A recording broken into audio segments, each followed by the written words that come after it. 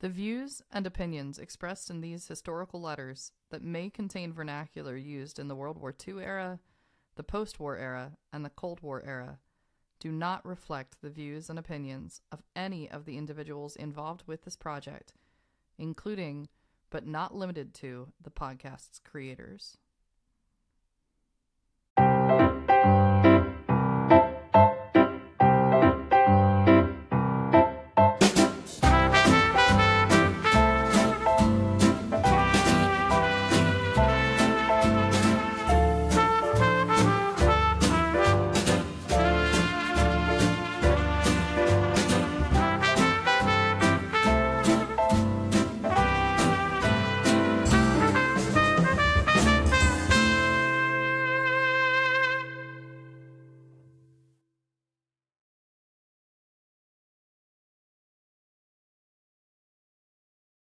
Good morning, Allison.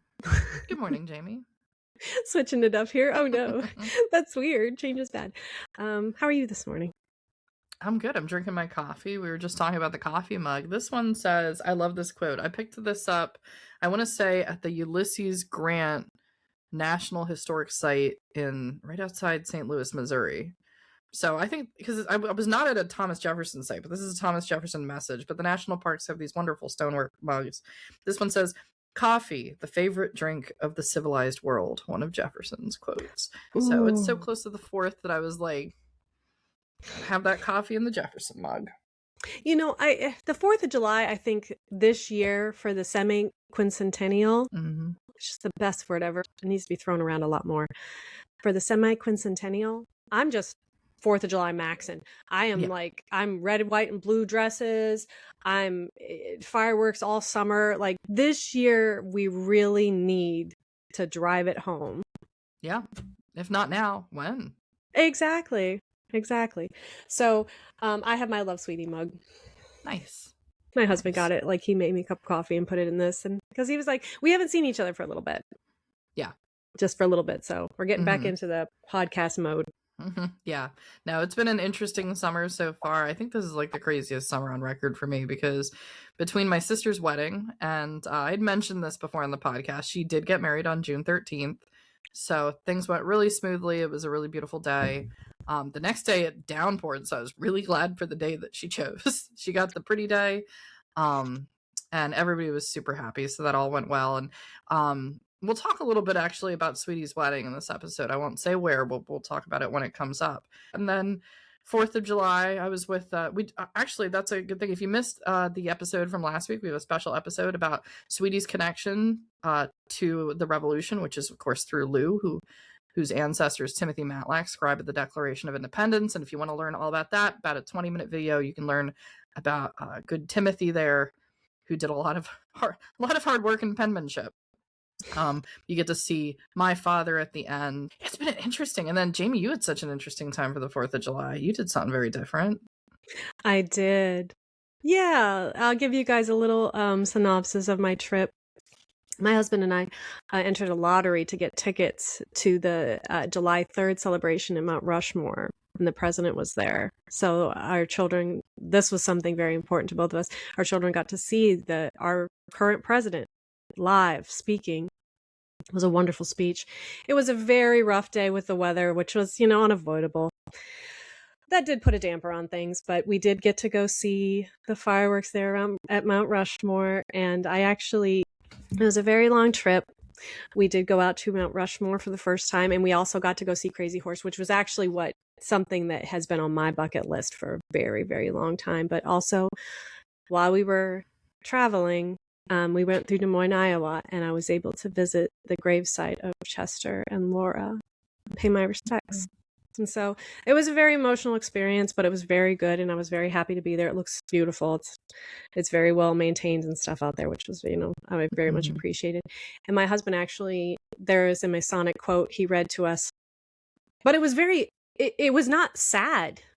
It was not sad for me, but I would love to actually get that quote to you, Allison.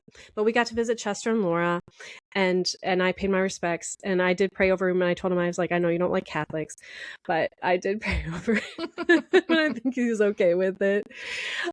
And that was very emotional for me. This was a very emotional trip.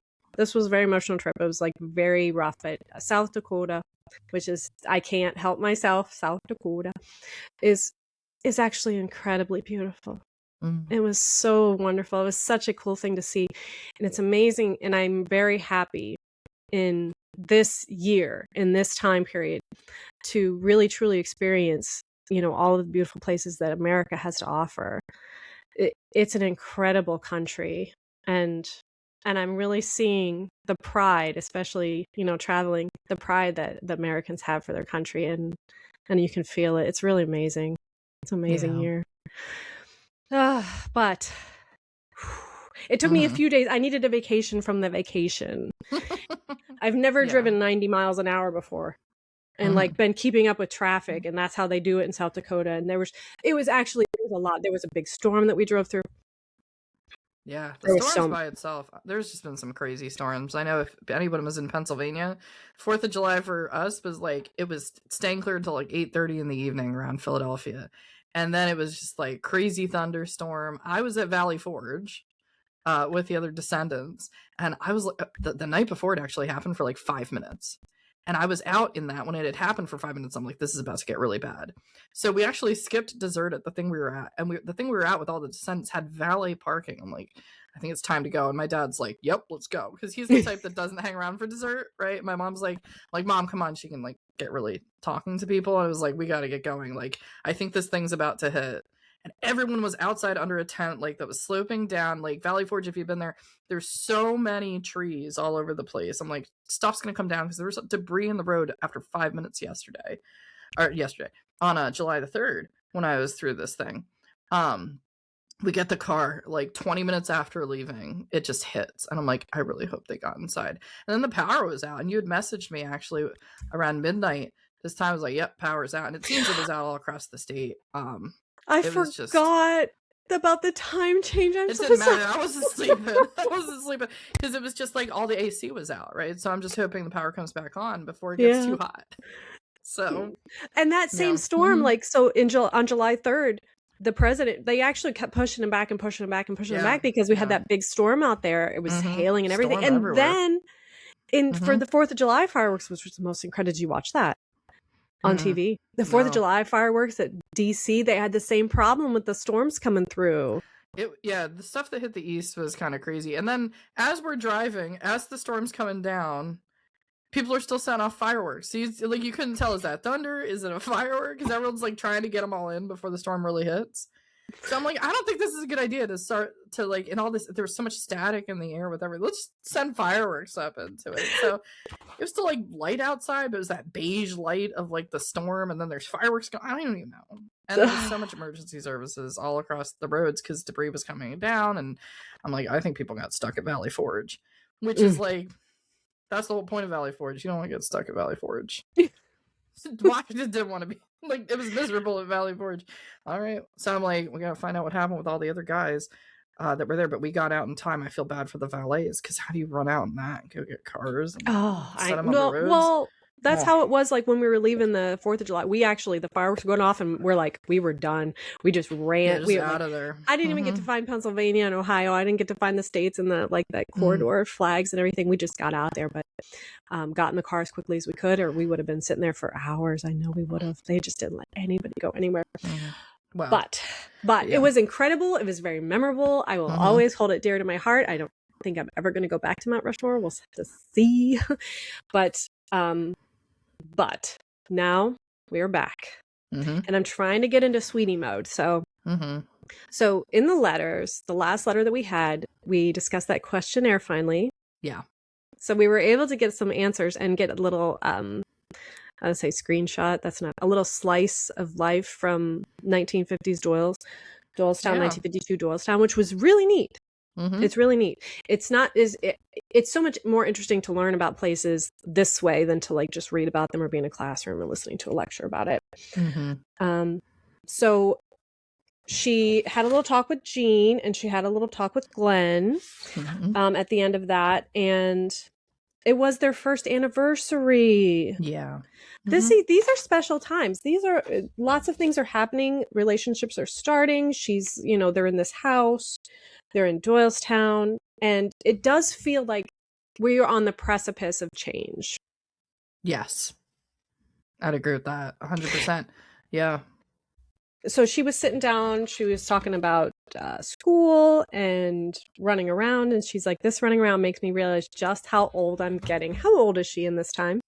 So she was born in November of 1922. So here we are in 52. So yeah, she's going to turn 30 in November.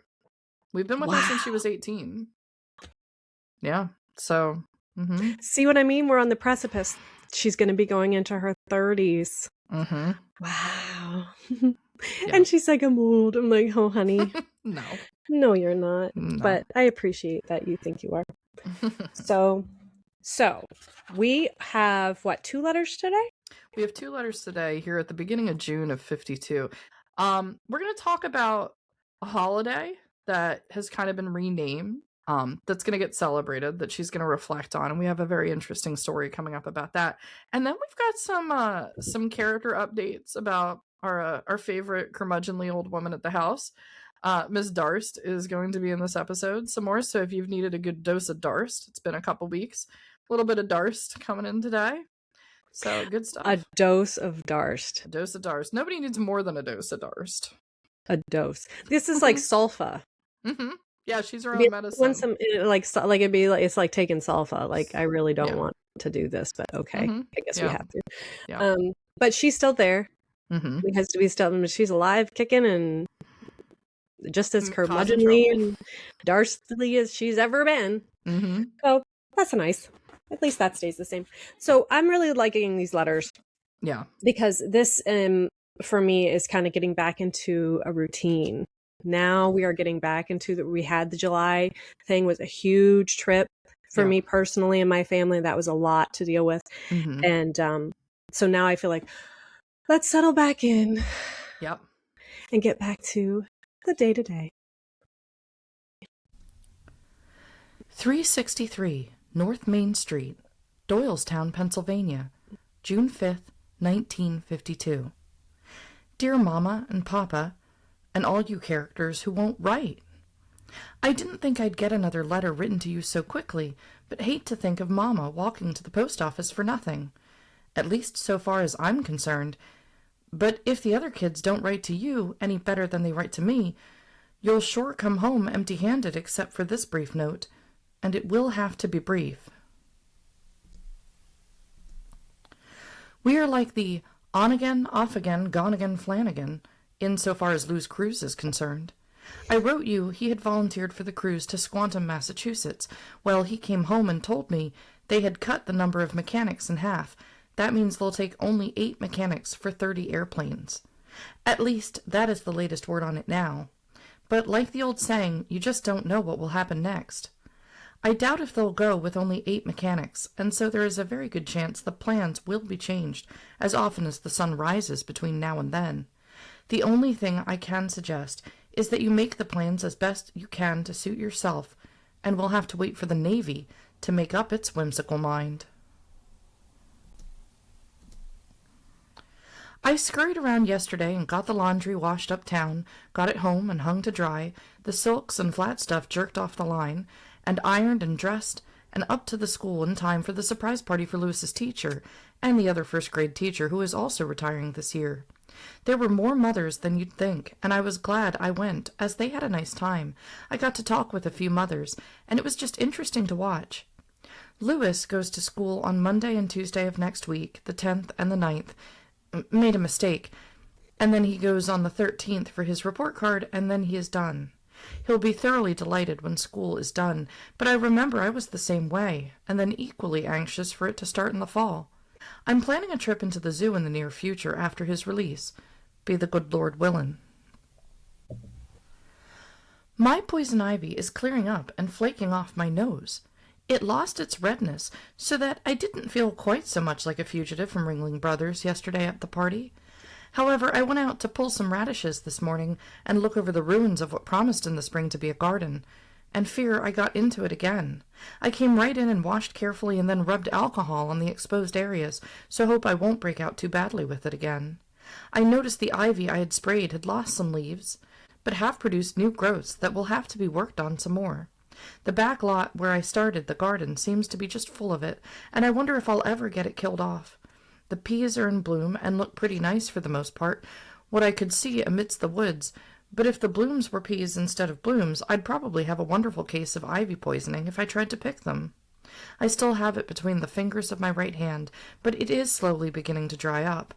But with such damp and rainy weather, plus a few nice warm days, anything grows, and it isn't any wonder to me that it is so thick on the back lot. I'm negotiating a deal with Sally's mamma to come down and use some of the land, and reap some of her harvest for the use of the land. She doesn't take poison ivy, and so I might get her to get the weeds out of the peas, and the rest of the things I've planted, and let her use some of the rest of the ground for herself. I may be a gentlewoman farmer yet. Yeah, she keeps getting into this poison ivy.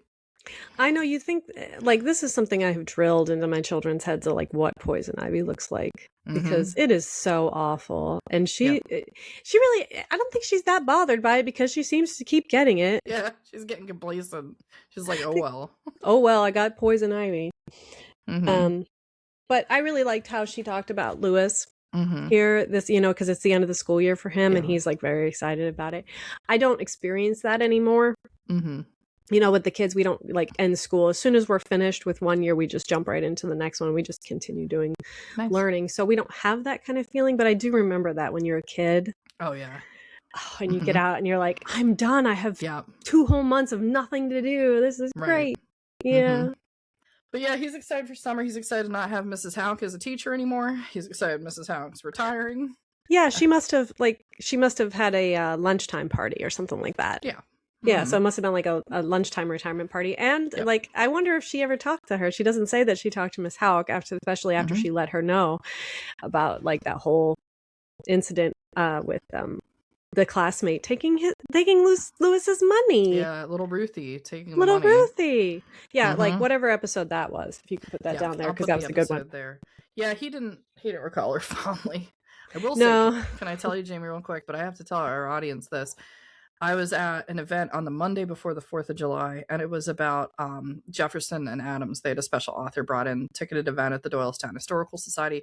So I went over, I took Dad, because I was just like, we're going to go see this thing and, I'll watch this author. And then sitting in the front row, my dad was there ahead of me. He's always early. Like, for him, early is like, on time, 40 minutes before the event starts. Oh. And there was this woman, and he's like, Allison, do you recognize this woman? And I stared at her for a moment. I'm like, 6th grade, Mrs. O'Brien. And it was my 6th grade teacher, Mrs. O'Brien. And all this time, I had not seen her since 6th grade. Oh, wow. And she had me do a 6th grade assessment, was on Sir Francis Drake. It was a history-based project that I'd done really well with. And my 5th grade teacher, Mr. Strykowski, who I learned is still alive. I was so happy to hear that, because, everybody's older. It's 30 years later.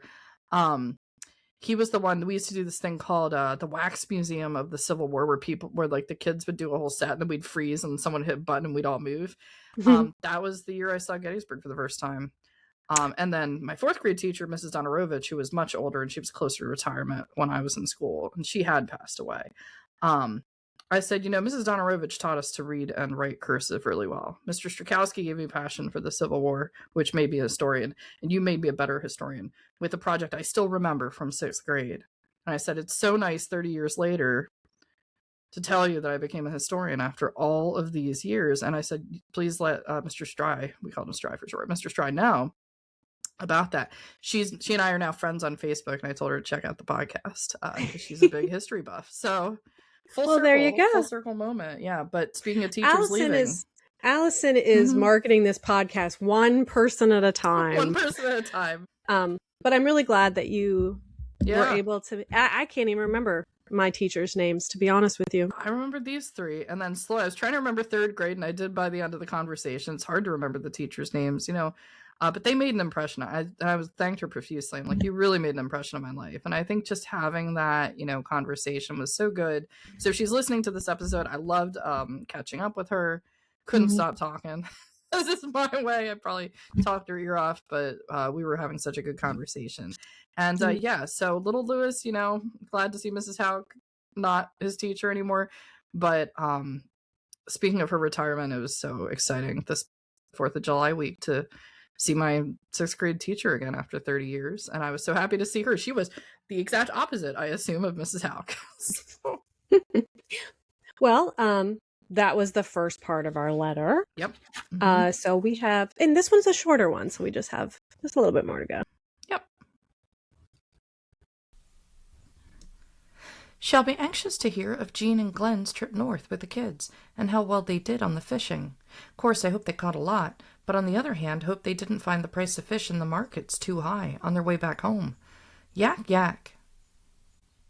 Have been wondering since you wrote that Catherine didn't seem awkward about accepting the clothes, if I should box up some things that I don't think either Jean or Sister would use to send to her. I thought I'd get a box off to Sister before this, but have had too many irons in the fire to get much done along that line.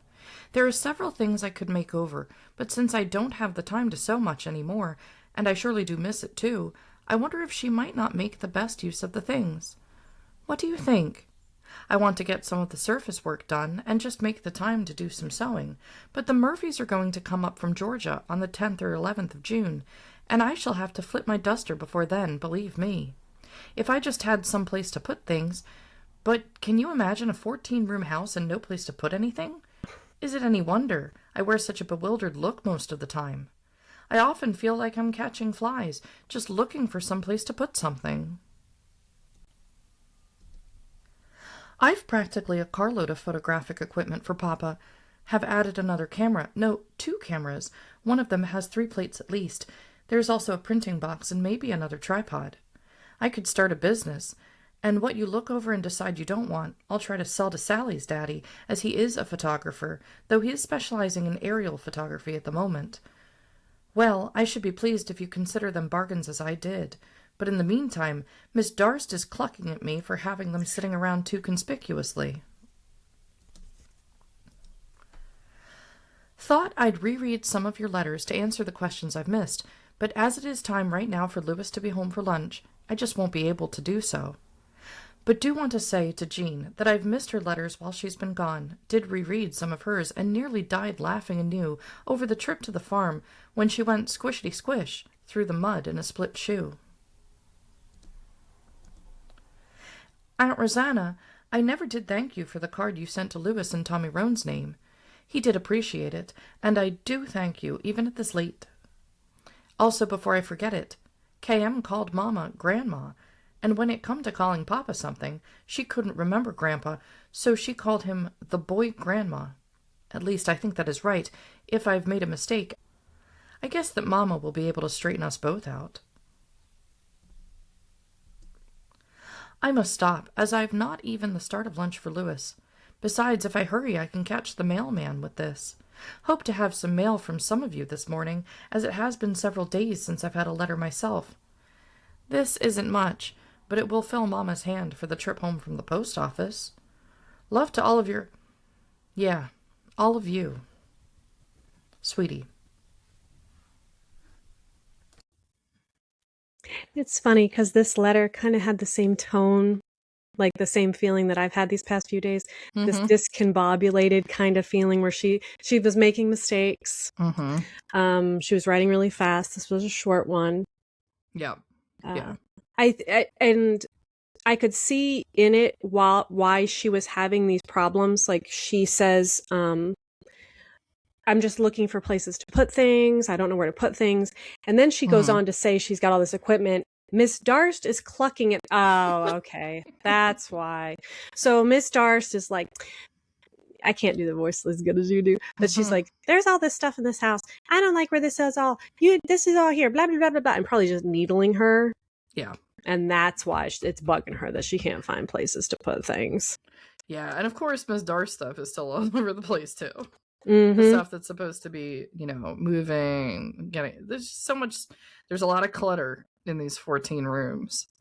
And she's like the bewildered part. Yeah. I love the part about catching flies. I just caught this. I wasn't thinking about it while recording it.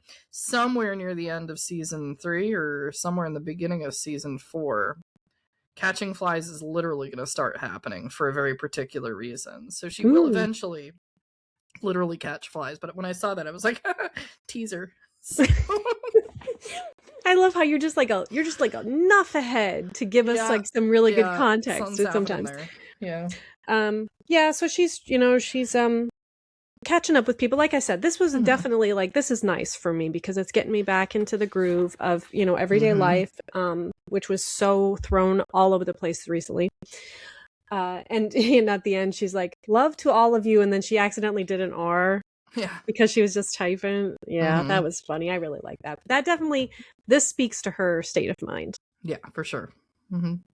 And then we head into a letter she writes 2 days later. Now, I guess she wanted to continue her thoughts because it was a short letter, and I just always kind of chuckle at that because I'm like, her short letters are a long letter for anything that we would write today in this generation. And we're like, this one's a little short. It's still, 3 pages long. But this is the longer of the 2 letters. So we have this broken up into 4 parts. And so we're going to pick up with Sweetie a couple days later. 363 North Main Street, Doylestown, Pennsylvania, June 7th, 1952. Dear Mama and Papa, Jean and Glenn, sisters, Florence's, Frank's, and Aunt Rosanna's. This will probably come as much of a shock to you as it is to me. I've started several jobs this morning, completed none of them. Let's hope I have more success with this note to you. I reread a bunch of letters from various members of the family and marked several things I wanted to write you about, so instead of making this a tale of our daily happenings, I'll answer some questions for each of you. The comments might prove interesting to several of you, and so the carbons. First, Papa, in writing you some time ago about taking Miss Darst shopping with me, I apparently left out the more interesting details of the episode. I wrote you that she had complained of the sameness of her meals, and so when I went shopping, took her along to get an idea of what we were coping with in the prices of food. She had thought she wanted some fine beef steaks, and so offered to put up 50 cents toward buying some cube or club steaks for us. I bought 4 of them, as Louis loves them and asked for more, took the 50 cents she offered, and paid my bill. However, as we were leaving, we passed the seafood man, and there she spied some mackerel. Well, she just loves mackerel, and she was going to buy some. Picked out a nice-looking one, had the man clean it for her, and when the time came to pay for it, she didn't have enough money, asked if she could have the 50 cents back to pay her bill for the fish, and that she'd give me some money when she got home. I had to hand it back as we were holding up the line of fish buyers, and the man was obviously irked by her slow and exasperating manner. She, of course, said she'd cook it herself, as she knew just how she liked it, but when we got home, she had to dash upstairs to the bathroom, complained of being tired, and asked me to cook the fish for her. I was out the 50 cents she gave me, since she never made any offer to repay it to me, and I was too chicken to ask. I had to cook the fish that she had wanted, and then, just as you'd think, got hooked with cleaning up the fishy dishes to boot. I think this is a fair sample of her tactics, and suspect from the way she talks that she has been practicing much technique since she was a girl, and even though it sounds mean of me to say so, I don't think she ever really forgot she owed me the 50 cents, but just welshed out of it. I can't blame her, shall we say, eccentricities on old age. For my money, it is sheer cussedness of long standing. I didn't write you much about your class reunion, was interested to note that you dread a tongue lashing for going off without the camera when Jean and Glenn made the trip to give it to you. I only scold because the movies would be such a permanent reminder, and would also let us kids see the comparisons with your classmates. I gather that Mama was more than a little proud of you by comparison, and I'm sure we would be too. You should have taken movies of this reunion to compare with the movies of the reunions to come. I pulled radishes and onions from the garden, and was surprised to find so many that I could call in and share with some of the neighbors who don't have gardens. I didn't have onions to spare, but did give them radishes. Incidentally, the radishes are very wormy. Could that be on account of all the rain we've had? Some of them are woody and too hot to eat, even though they hadn't grown to any great size. I fear my garden is all, at least as far as the poison ivy is concerned. I can't wade poison ivy for a few hot radishes. Perhaps if I can draft Ida Clark into coming and helping out, we'll have a few dinners worth of peas and other things that I've already set out, as well as the tomato plants that she wants to set out. Papa mentioned wanting to visit Franklin's Institute. And so I've persuaded Lewis that we'll wait until you visit us to go there. It is a day's trip in itself, but lots of fun as all the equipment is fixed up for the kids to work and enjoy. And since you've always liked to see wheels go round, you'll enjoy it too. Who am I kidding? So will I. I wonder who you're rooting for president. Miss Darst swears by Ike. We eat him for every meal, and I must say it gets a bit wearisome. For some reason she has condemned Taft for paying his way, buying votes and such. I'm not quite sure just how she got in on the no, but there's no doubt about it. Just as she was so sure the Duchess of Windsor blackmailed the Duke to get him off the throne. We never argue that with her, but I've some ideas of my own as far as some of her opinions are concerned. Oh, Miss Darst. She's so great. I love her commentary. Let's talk about the trip to the store. Yeah. Mm-hmm. She definitely did that on purpose. 100%. Oh, Got so everything. Yeah. She was like, I'll give you 50 cents, but then she saw it and she's like, I know how to get this. And she knows Sweetie. Sweetie's not going to challenge her. Yep. She didn't want to start something, and Miss Darst got her way. Yeah. You know, I would admire her if I wasn't, well, you know, like it's kind of impressive. Yeah. Like how She devious. knows. Yeah. How devious this woman can be. And she's at a place and she's still doing it. And, you know, whatever. Yeah. I just have this image in my head all the time of Miss Darst. I don't know if anybody else kind of has a similar image of like Lady Tremaine from Cinderella. Like Wicked's stepmother. Much, much older, but sort of like, you know, the aristocrat knows how to get things. And it's like, oh yeah, of course you can go to the ball as long as you get all these chores done. And then I'm going to make it so that you can't go. It's that whole play. And she's been doing, and Sweetie brightly calls it out. She's like, she's been doing this all her life. Nothing's going to correct this behavior. It's cussedness. But yeah, it's such a fascinating thing. And then we get the beginning of the election of 1952. So Truman's still the president right now. But in 1953, after Truman served his 2 terms, we're going to have a new president. And we're getting into the discussion. We'll get into this in some future content about the election of 1952. It's going to come up again and again. This is the first big televised, like, sort of results election and things like that. They have the television. Darst is watching this. Darst is rooting for Ike. That's in, obviously that's for Dwight Eisenhower, who's going to be running for president. He is going to be running with Nixon as his running mate for the VP. So we get the first mentions of Eisenhower and Nixon. This election is going to be between them, and Adlai Stevenson is going to be the Democrat candidate for president in this. And people can't remember President Stevenson, so we all know where it's going, but like that's the that's going to be the ticket. And then with Adlai Stevenson is going to be John Sparkman as the running mate. So I'll look up some of the newspaper articles. We'll be bringing that up on the screen as we get further into that. But at this point, Doylestown is majority Republican, and Miss Darst is going to be along with that. Now, Sweetie's grown up as a Democrat. As had, you know, I think we said Chester went to the Democrat National Conventions and like I think it was like the 20s. So yeah, it's going to create some interesting dynamics in the home. Oh man, can you imagine a Democratic National Convention in the 20s? Yeah. I can't even imagine it. I mean, there's so, let's not. Very different. You know, I'm not going to get political. I'm not going to get political. It's just, it was a different world, different time, but like, it's interesting times. Like these are the last times that we kind of see, this is still coming out of like the end of the 1800s, still coming out of like multiple parties, still being involved in the system and all the different names. So different world, but is there? No, I think it's funny because it's like, yes, there's multiple parties, but is there really? No, because today, it's the Democrats and the Republicans. Today it's different, but like back then, like when Lincoln became president, for example, 4 parties had candidates. Lincoln, and when was that, Allison? That would be the election of 1860. Okay, well there you go. It's been a while. We have done it before. Yes, you're right. You're right. So. And these are things. It's funny because you say we know how the election went and stuff. I really didn't pay attention to history. Like history is like, I don't really know that much. And so I saw this comedian the other day and he was like, I don't know history. So I watch every history movie on the edge of my seat. And that's where I'm like, what's going to happen? what's going to So, happen with this election? Who's going to win? oh my gosh, yeah. Like, so this is always surprising for me.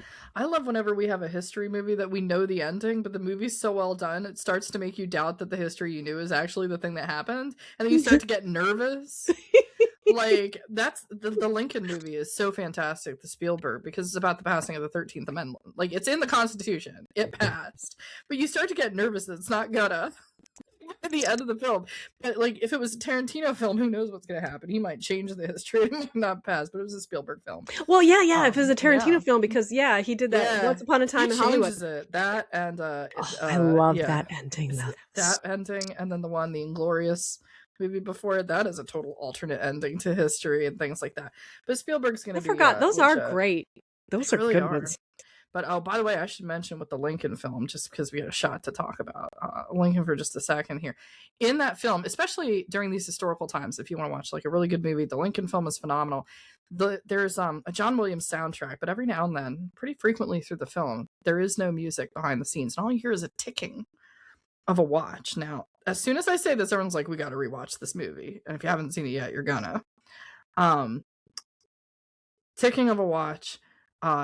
Spielberg's crew was invited to go to the archives in Kentucky, and they were invited to open up a pocket watch and put tiny little microphones in this little old pocket watch, because that was passed to this archives in Kentucky through the Lincoln's family. It is Lincoln's pocket watch that they opened up and were authorized to put these little tiny microphones in. So when you listen to the film, as you hear the ticking of the clock in the office of Lincoln's, well, it's not the clock, his pocket watch in his pocket, know as you're watching that movie, that is Lincoln's actual pocket watch you're listening to.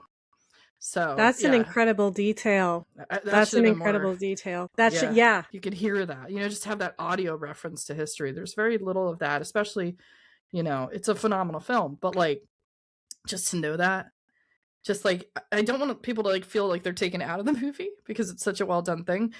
But as you're listening, there's whole parts where it's just like tick, tick, tick, tick, tick, tick, and it's the real thing. It's what you would have heard. So, just neat talking about. Mm-hmm. Speaking of, this is a history podcast. This is a history podcast. This is how I'm learning of our history. So thank you. And then I'm going to teach you guys a little bit about gardening, because she did talk about gardening too. And this is where my wheelhouse is. Not as much as many others. I'm only compared to some, but she talks about her radishes. Yeah, hot radishes. She's talking about the radishes and she's talking about the onions. So when I'm seeing her, she's talking about being a farmer. She's talking about being a gentlewoman farmer. She's talking about, and she's giving stuff to her neighbors. Yeah. This is like the kind of person like she is, so it just like to see these things, she's growing, she's giving out things. I actually had the same exact problem with my radishes this year. They had not grown, and I'm wondering if that was because of all the rain and stuff. And I'm thinking, see, she's right on that. She has a natural ability to garden, and and it compared, it seems to be getting really good, almost as good as her natural ability to write. So I do really love seeing these little pieces of her personality come out. This year, and I was telling Jamie we should mention it, this year is 2026, the International Year of the Woman Farmer. So from Sweetie to Miss Ida Clark, who's mentioned, and to Jamie over there, celebrating all the women farmers. Really You're too kind. You're too kind. And definitely, like I said, I am only good, only compared to some. But when I see stuff like this, I just can't wait to wrap up this episode so I can go outside and start pulling weeds in my garden. Yeah. So, but this is nice, and I just love it. I'm just getting back into it. It feels really good. But like this was, like you said, one of her larger short letters. Yeah. This is a moderate letter. We need to move on to part 2.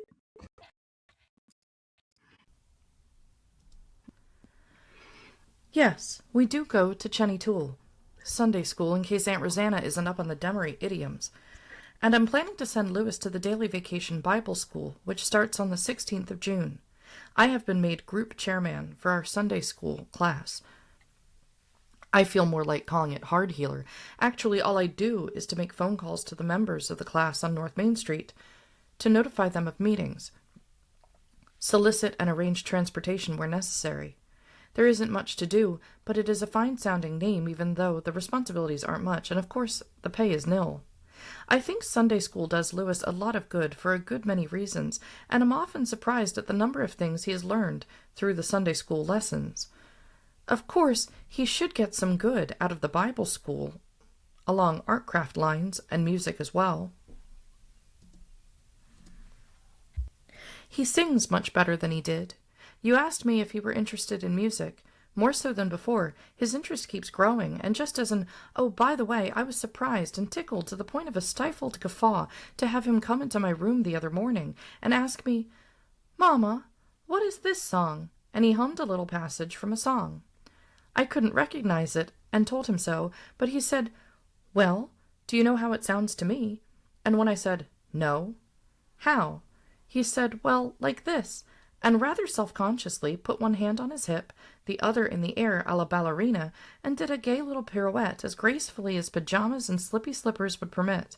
I dared not laugh, as he was already embarrassed, and so complimented him on his conception of the little song, and even in his embarrassment, he was just as cute as the dickens. I think he could be very interested in electricity. That's one big reason why I promised him a return visit to Franklin's Institute, and also one reason why I want to wait for you to come so that you can explain things to him. Don't suppose you had any difficulty in passing your driver's test, did you? Since it was only an eye examination, you've made it okay. Did I tell you I had to take a written examination to get my Pennsy license? And that they also restricted me to driving with my glasses. That is, of course, no real hardship to me, as I'm never without them, but I thought they might be leaning over backwards a bit to print it on the face of my license. The written test wasn't so extensive as that of Iowa, as best as I remember. And then, of course, there was the driving test with the stony-faced state cop. I didn't have any trouble with any of them, but will say that my hands were cold and clammy by the time I was done. Haven't had any trouble driving either, and I've been down into the city a good ways, though I have never driven around City Hall, and I would consider that the acid test. Have been meaning to tell you how the Iris has dressed up the yard and how proud I am of it. When Lewis marched in the parade on Decoration Day, they were to carry flags and flowers for the graves. I usually think of such programs as a special tribute to Bob, and so picked some lovely fern fronds and sacrificed my loveliest iris, and with some fine wire I made what I personally considered a beautiful wreath for him to take. I carefully explained to him just what Decoration Day was for, and so he was pleased with my extra effort. They were so fragrant and so fresh with morning dew that they were just beautiful. I hunted up one of the ribbons that was made into a bow for my wedding candles and tied around the bottom, and so paid tribute to my own, along with others. Could not have done so without the iris, and so thanked you mentally again, and also Jean, for helping to set them out. Allison, can you tell us a little bit more about Decoration Day? Yeah, so as people might be suspecting, considering the timing here, Decoration Day is the original name for Memorial Day. So it's another way to think about it, but it's basically what we're used to seeing on Memorial Day, you know, the parades, the wreaths, the flowers, and all of that. I actually like the name Decoration Day, but I think Memorial Day is just way more understandable as to the reason and the purpose there. You know, this, I remember reading this letter for the first time when I saw this, because she always makes mention of little things that were in one place and wound up somewhere else. Because I'm always like, am I going to come across things in the attic? And now we know the ribbons from the candles at her wedding wound up in the wreath for Bob and for everybody else who had passed. And it was this emotional moment where I was like, okay, there could still be one ribbon lingering, but if there's not two, now we know. And the other thing is, it's the little stuff here. I have the reference of the text. Yeah. It's like little things like, I suspect the ribbons were blue or white, because it would have matched the iris. So it pieces together some of the history, and it made me think about things we did have from the wedding day. I actually brought one over that from the cabinet, which we showed back in episode 13, and there's a picture of it on the website, but I wanted to bring it up because I think it's relevant. But this was also on that dining room table that day on Sweetie's wedding, and this is the original cake topper from the wedding cake, which I was shocked, but this didn't make, that's why I think there could be a ribbon lingering somewhere. The Navy sailor actually showed this to my sister and brought it out for her to take a look at it right before she got married, the day before her wedding. And it made me think, there's a term, just like the Lincoln Watch. There's the term witness piece. Have you ever heard of that, Jamie? No. I love this term. I haven't heard enough people using it. It represents an item or a thing that was there in the place when something happened, because it witnessed the history far before our ability to see it. So there could be, I've seen witness trees. That's usually where it's referenced, right? Like you think about the big battlefields. These trees were here. They're big enough. They're old enough to be on the estate grounds. But a witness piece is an item. So this is a witness piece. This little cake topper. The ribbon was a witness piece. And I love that. I love the term. So it's something I hope people adopt, keep your witness pieces, the big ones in the family collections. It's just this lovely moment with Lewis as he really understands for the first time the purpose of Memorial Day. And how it was called at that time Decoration Day. That's so odd. I wondered when did that change? Do you know? I was looking into it. It looks like, well, the first one really is the story of the observances. The first Memorial Day is really 1865 in Charleston, South Carolina. A lot of people say they have the first Memorial Day. It's really that. It was proclaimed as Decoration Day May 30th, 1868 by the GAR, which is Grand Army of the Republic. So that's Civil War vets. The date changed. Let's see when they switched it. It says gradually it shifted as a name. It may not have an exact date. Let's ask the AI. This is a good AI question where I think. Yeah, I do actually. This kind of thing. When did Decoration Day become Memorial Day? So the federal government officially adopts the name Memorial Day in 1967. And the date moved. Yeah, because the official observance had been May 30th to the last Monday in May. But it was named officially, so 1868 to 1967. There's a good recounting. If you ever want to hear an account of that Memorial Day, I'll put the link in the description. There's a free set of university lectures by David Blight, who I think he's chair emeritus of the history department at Yale University. He speaks in his Civil War lectures that he recorded in 2008 and that are on YouTube. About that first Memorial Day, the one in South Carolina in Charleston from 65. So I'll put that up there and reference where that is in the video if people want to hear that. I'd pale in comparison to try to recount it, but it's a good video. It's a good thing for people to hear about what it really was about, and the parallels striking. It's exactly the same thing. Celebrations, parades, memorials. This has never changed, just the name. So yeah. Well, that's lovely. It's lovely that he was able to represent, his family in that way. And he was really quite proud, even at that young age. At the young age. I was thinking when she recounted the story of him dancing as, as a interpretive dance of the song that he was trying to think. She really adores her son. She really does. Yeah. She adores him. She just thinks he's so wonderful. And it's so lovely to see. About the brick, Papa, we tried to keep track of how many we get out, but the bottom of the well was stone, and the brick was laid on top of the stone, and then up close to the mouth of the well, they used a lot of mortar that made it too hard to get all the top bricks separated. Lou could haul 30 in the wheelbarrow at once, but lost track of the number of loads. I could carry 21 at a time if I heaved and puffed, which I did, but I too lost count. Hope with what we've already used that we would have over 1,000 in the pile. We also salvaged halves and pieces just in case. But I wonder if they didn't use second-grade bricks, as some of them were cracked, uneven, and such. However, it is possible that time and water would be responsible for the change in them. At any rate, we're over 1,000 bricks richer than we were, and I get a lot of personal satisfaction just knowing that we didn't bury them alive. The well is being filled up. We've let the neighbors dump ashes and grass down into it, and while it isn't entirely full yet, it surely isn't the hazard it was. And Miss Darst, who gave us such a hard time in the beginning, now says it should have been filled up long ago. And she's glad we've done it. It was all her idea anyway to get it filled up. You just can't win. I shall be anxious to hear of Helen Francis's new baby, and hope you kids will let me know as soon as you've heard the glad news. Jean wrote something about Clarissa's baby. So far as I know, she could still be waiting for it. Was it a boy or girl? Name, please, and any other vital statistics. I'm sorry that Helen Francis faces another cesarean, and do hope she gets through it all right. I guess Aunt Mary will take care of C for her. I'd about worked up courage enough to write and ask for the little rocking chair, but doubt if they'll be willing to sell it now that another young'un has come along to be rocked.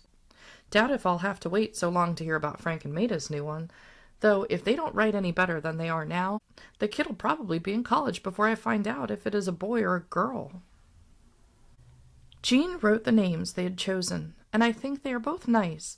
And while we're on the subject of babies, Mama wrote that Catherine had a lovely little granddaughter. Who is she? I didn't know any of Catherine's kids were married. Seems like I remembered it was Catherine who was still having babies. Do you think she'd like some cast-off clothes that I don't think either Jean or sister could use? Jean also wrote that KM and R were coming to visit. I know you've wanted them, and suppose you'll have as much fun with them as when we were there. Louis seems to remember R the most, and with much affection. Wish we could enjoy their visit too. I found, in going through the letters, the poem that somebody clipped from the paper and sent to me, entitled The Primrose Path, about the cat. For some reason I missed it, reading the article about the man who had realized his dream and now owned a full section of land. I thought it queer that I couldn't connect the story with past knowledge of local people, but just now realized you were sending me the poem about the Persian cat.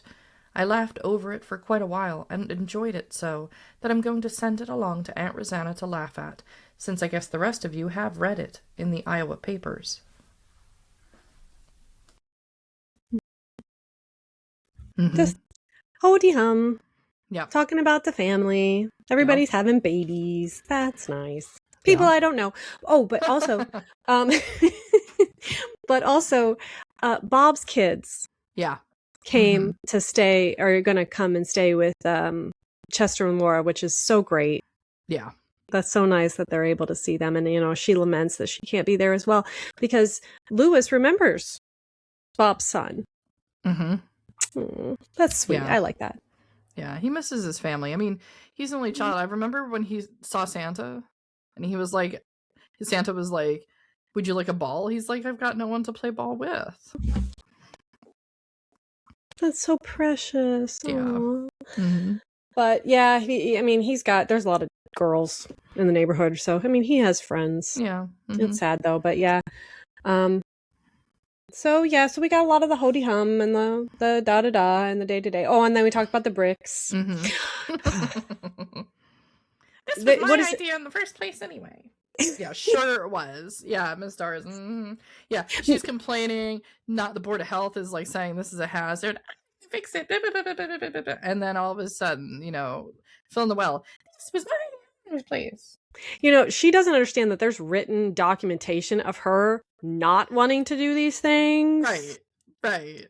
But there was written documentation that told her from the health department to do it, and she didn't do that. So I'm pretty sure she doesn't put a lot of stock into written documentation. She's just like, I'm going to craft my reality the way that I want, where I'm the bestest. And yep, I guess, you know what? If she, whatever. Okay. Yeah. Sweetie's this is the best with the neighbors. I cannot believe that this much Darst in this episode.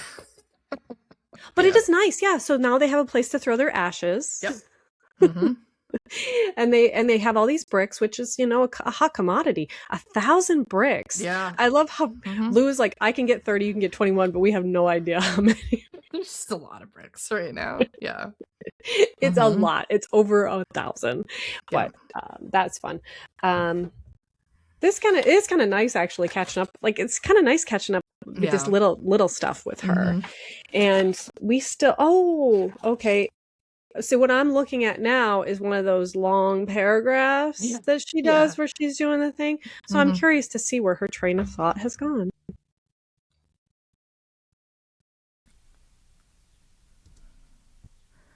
Well, I guess I'd better be winding this up now, but I want to tell you there are lots of things I want to send home to various members of the family. For instance, in buying a box of stuff, perhaps to get one piece, we often get a lot of other usable items. I have enough pencils to keep all the cousins in school next year, used of course, but even so I've got pencils to supply them all. I got a bunch of hairpins on a card for Mama. I think she uses this kind. I've got some canvas-like shopping bags, and some others a little more gay than that, if anyone needs them for various and sundry uses. I got a great kick out of Jean's letters telling of the preparation for their fishing trip with the kids. It would seem to me that you could save yourself mountains of work and time if I got together for you a complete camping kit.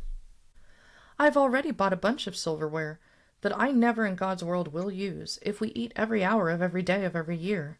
I've got lots of used dishes, towels, and pillowcases and tablecloths, not first quality, of course, that I got at sales and bunches, etc., pots and pans that aren't just perfect, but you don't take your very best stuff on fishing trips anyway.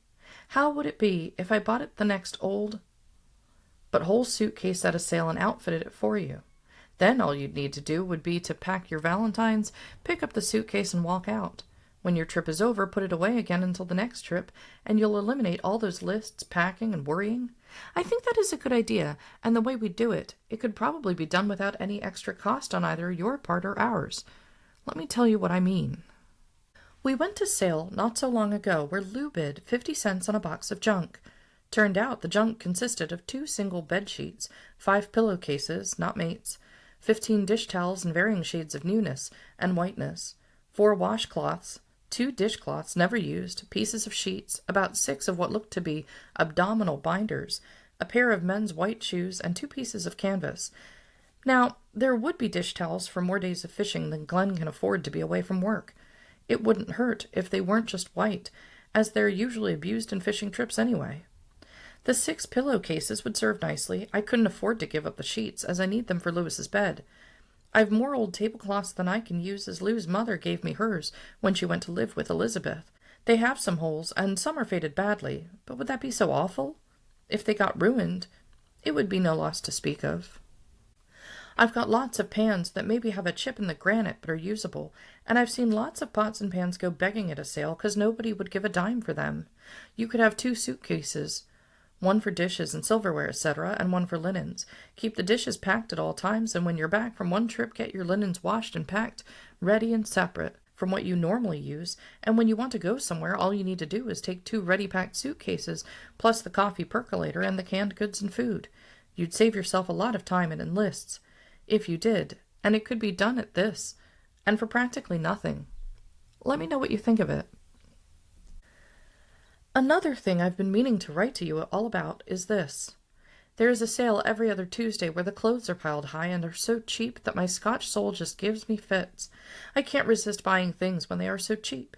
For instance, I bought a chocolate brown crepe blouse that may have been dry cleaned once but surely never washed, and it was just beautiful, for 5 cents. Ain't that something? I bought some little play shorts for Sisters Goomb, if I can get them ready to send. It would be entirely possible to outfit a family at a minimum cost just for the hunting, and so I wonder if you'd not be smart to make a list of things you'd need or like to have and let me watch for them at the sales. Lou and I went to an auction sale and bought a nearly new Motorola table model radio and phonograph combination for 50 cents. It holds 12 records and is automatic, and the radio is the best we've ever owned. 50 cents! Works beautifully, too. Or if you're too uppity to use rummage sale clothes, I could buy you seconds and things, girls' underwear, boys' shirts and shorts and underwear. Of course they are seconds, but that doesn't mean they're not worth buying. I buy nearly all Lewis's school jersey shirts there, and maybe catch a stitch here and there for 50 cents apiece. He can just wear a darn, and consider himself lucky. Well, I hope you're not too timid to write about these things now. I'll be the agent, but in the end, you'll pay the bill. I said a whole page ago that it was time for me to stop, and now I must. I've still lots of things on the list that I wanted to write to Sister and Jean and Papa and Mama and Aunt Rosanna about, but I just can't do it now. Besides, writing as often as I have been, you're too apt to get spoiled, and I can't let Mama think I'll be able to cross her palm with a letter every trip to the mailbox. Lou will be off Monday and Tuesday. That means there'll be lots of little extra things to do, like getting screens hung, etc., and so I doubt if I'll be able to write again before Wednesday. So you just reread some of these if necessary. I didn't get a thing in my mailbox today, and while I don't have to walk uptown to be disappointed, I assure you the feeling is there just the same when the mailman passes us by. Oh, Jean, do you still wear prettily decorated hankies in your uniform pockets for a little extra flair and trim? If so, I have some nice ones you might enjoy, and I'll send them too if you say the word. Now, I give equal invitation to all who receive this letter. If there is anything you want me to buy for you, you should write and say so. Gotta go. Love to all of you. Sweetie. Okay, so I worked out my disclaimer for this episode because it does happen 3 times in this letter, just because of 50s terminology to today's terminology, and I hate that I have to explain this because I think most people should understand anyway, but she manages in one letter to say the term gay, followed by queer, followed by gay, which in the 50s, of course, is happy, unusual, happy, not the current definitions. Okay, that out of the way. I love the last portion of this letter where she just does this giant run-on paragraph, but she brings up some valid points. I mean, she's at all these sales. This idea of camping and just having like a ready-to-go suitcase with everything is so cool. I have a small Tupperware container where we keep all of our dishes for camping. Mm-hmm. And that's how it goes. It gets all cleaned up and packed away, and then we just grab it. And it's like a smaller one. Yeah, so brilliant. And I can tell. See, the first clue with this whole like stream of consciousness that she's like bringing from her mind onto the paper is like she got one of those big paragraphs. Mm-hmm. And the second one, and you're not going to hear this, the audience isn't going to hear this, Allison trips over some of the words and like the sentences and the cadence of the sentence because of the way she's writing it. She's just and it'd be like, if you can imagine like Sweetie like really super excited about something, like Jean, oh my gosh, okay, so And if this. you're on a phone and then I could do this and then we could just, and be great. Yeah. Mm-hmm. And that's how she's writing, and I really love how that comes through. She doesn't have like this stoic way of writing like Chester has, where he's like, I'm going to write facts and my E's are all going to be different. She has this like very like just free thinking, like she kind of just, what is she thinking, she writes it down. And I could tell, I was like, whenever you tripped over stuff, I was like, yeah, that is hard to realize what she's trying to get across, because she's like, periods are just a suggestion. Sweetie missed some commas somewhere. Yeah, there was commas that should have been in places, but that's fine because this is a personal letter. It's not anything else. So yeah, I really think that what she write, this was a brilliant idea. And she's doing rummage sales, and that's how she's getting stuff. Yeah. I bought this at a thrift store. Nearly everything I buy, I have one dress that I know I bought like full price because I was like, I need this dress. I'm just going to go buy this. I'm just going to buy it. But most of the stuff I buy is from consignment sales and thrift stores. Yeah, so my dad loves to shop. I mean, he obviously gets it from his parents. He loves to go to thrift stores, and he likes to find pretty much never used shoes, like loafers and things like that. Tons of them at thrift stores. Ooh, so, I think your dad and I need to go thrift store shopping. Yeah, you do really well with the thrift store shopping. We have some fun thrift store shopping. And I love that she brings up the silverware, because this is really funny. When I moved back to Doylestown, I was going through the stuff that I had in the kitchen. It was the same time period in which my mother's mother had passed away, and I knew I'd need some new furniture, and like I had these dishes, but I wanted to kind of change up everything, and I wound up basically saving everything from her kitchen, her Denby stoneware. And I actually on eBay sought out the missing pieces of the Denby stoneware. She had like teacup saucers, but not the teacups, and I'm like, I'm gonna get the cup that goes with this. And now I have a huge supply of everything, and every time it just, it reminds me of my grandmother's house. We knew that grandmother as Nanny, whereas we knew Sweetie as Grandma. So it reminded me of Nanny and Poppy's house. Is like, whenever I get to use it, these are her dishes. But the silverware, speaking of silverware, I'd had a lot of like various pieces of silverware, but when I came up here, in one of her drawers, there was a set of just like basic steel silverware, but just way too many pieces that would not be used, but it was all the same set. So I've like washed, and I use currently on Nanny's dishes all of Sweetie's like silverware that I came across. But every now and then I'm like, I should get a few more forks, and I go over the drawer to grab a few more of them. And it's the same set, and I still haven't run out. Like, there's gonna be more. I'm like, I just don't have a need to keep, like 20 forks in a drawer of the same set, but I have backups. So it made me think of that. It's so funny because, like, yeah, think about, I think we bought one set of silverware. for our house. I didn't put that on the registry or anything. Like, we went out and bought silver because I'm like, I'm gonna go buy what I want. I'm gonna go look, and it's like, yeah, like, think about it. It's not gonna go bad. Your dad still uses the same silverware he used when he was a kid. Yeah, he's got all that stuff. So, and then the silverware that I had, just to keep everything consistent, I donated to the Habitat for Humanity thrift store, and then it's going to get thrifted, somewhere else. So it's just like a full rotation going on with this. But yeah, I love this little section. And then the whole part about the mailman passing her by, this thing where she just doesn't want Mama to go empty-handed to the mailbox. I love that, but her also goading, being like, hey guys, you need to write, hey, Frank and Maida, how am I going to find something out? Because we have to remember Maida's pregnant at this time. We're still waiting for news of Maida's new baby. Yes, that's very exciting. And I guess she doesn't hear from Frank and Maida, Not too frequently. We get those letters, unfortunately. We do have some Chester letters, which is nice. But we don't get Frank and Maida letters. I'm hoping that things pop up in the collection as we go through them. Yeah.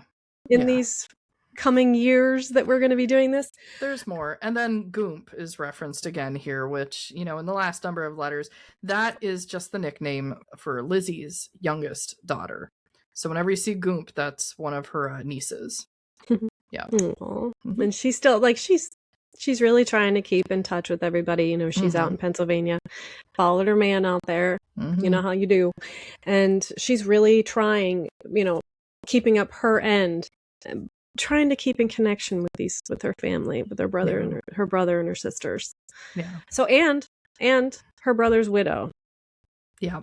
I've noticed actually that she has not referenced Florence very often, and I can understand though, having that kind of relationship where it's like they didn't really have a relationship before, and now afterwards it's kind of feels like we're doing this because we've lost Bob, which is unfortunate. It's unfortunate. But this was a very nice letter to come off of our July 4th. This was a very nice episode to come off of our July 4th festivities, because we've been very busy.